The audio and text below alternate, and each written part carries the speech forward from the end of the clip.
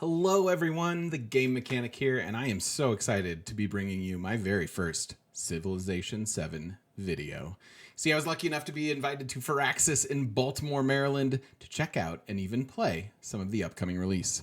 I have to tell you, it was a truly amazing experience, and my deepest and humblest thanks go out to 2K and Firaxis for including me in such a unique event. I was among a small group of content creators who were lucky enough to be flown out and put up in a baller hotel that honestly seemed more like Venice than it did Baltimore.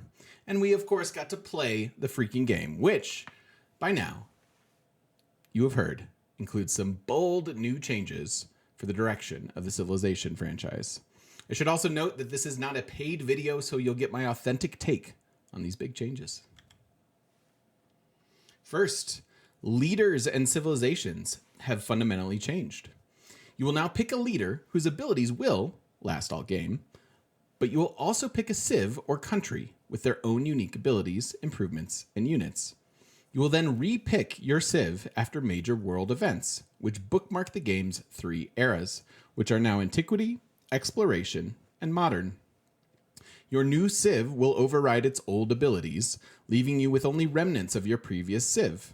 You'll keep your cities, units, tile improvements, and techs from the previous era, but most of the uniqueness from the previous era won't be accessible at all, and you will begin new tech trees, and anything undiscovered seemingly remains missed. Your leader will also come with a promotion tree, offering a depth of strategy for those who choose to utilize it. The good is that this new civ mechanic creates near infinite combinations and should be great for replayability. Evolving your civ allows for varied strategy and meaningful choices, which are good things. The era change mechanic feels like a direct attempt to solve a big, long-standing complaint of the franchise, which is that the early game is much more fun and relevant than the late game.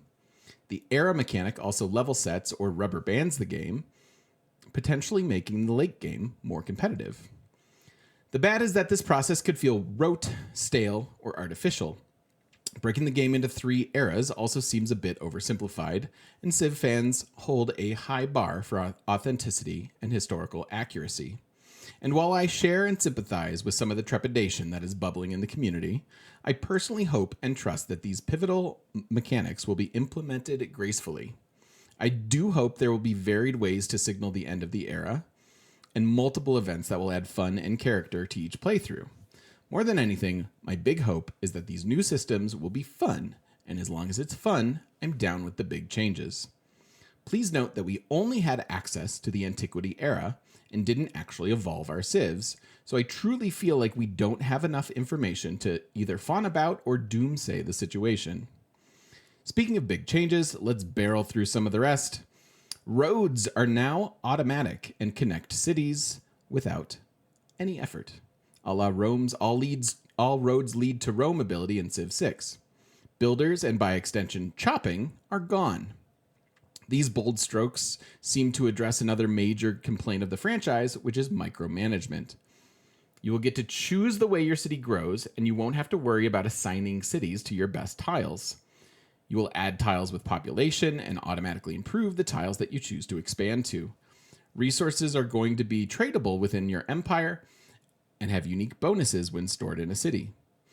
Unique districts have been removed, and you will build buildings within urban districts and work the tiles of rural districts. This, when combined with the agency of tile selection and the new specialist system, will, in my opinion, still allow for meaningful city planning and reward players who choose to strategize with vision and game knowledge. Specialists, by the way, make big numbers go burr. They double the yield of buildings, and once placed, are permanent, so plan accordingly. Disasters remain and continue to fertilize tiles, and rivers are now navigable, appeasing many a Reddit post.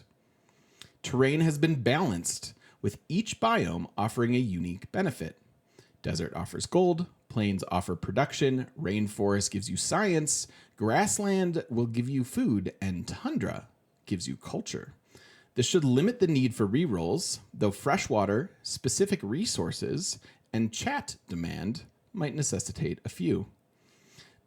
Pantheon seemed incredibly balanced, and I only mildly resent the notion that I'll have to unironically pick stone circles. In all but one case, the benefit of one's Pantheon works only in cities with an altar. Religion was not available, though the inclusion of the altar leads me to believe that it will be. However, faith as an economy is gone. Both appeal and amenities have been replaced with happiness, simplifying the game. A city cap mechanic will limit your expansion, but this seemed like it could be solved with excess happiness. Trade and diplomacy have also changed dramatically, though I won't go into the details at this time. Units and war have also changed. You'll have access to many unique units due to the new Civ mechanics, and units no longer use XP. Great generals operate as commanders and do use XP, touting several varied promotion tree options. They also serve as mass transport for up to 4 units, and this should also address micromanagement and click economy. These are just some of the major changes headed our way with Civilization 7, and even these are subject to change as the game is in active development.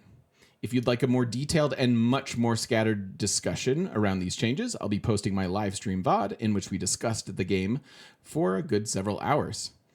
If you'd like to discuss or scrutinize this information with me, head on over to twitch.tv/TheGameMechanic, follow me on Twitter at TGMTweets, or join our Discord. Stay tuned for more videos in the upcoming months as we count down the precious days and weeks leading up to the game's February 11th release.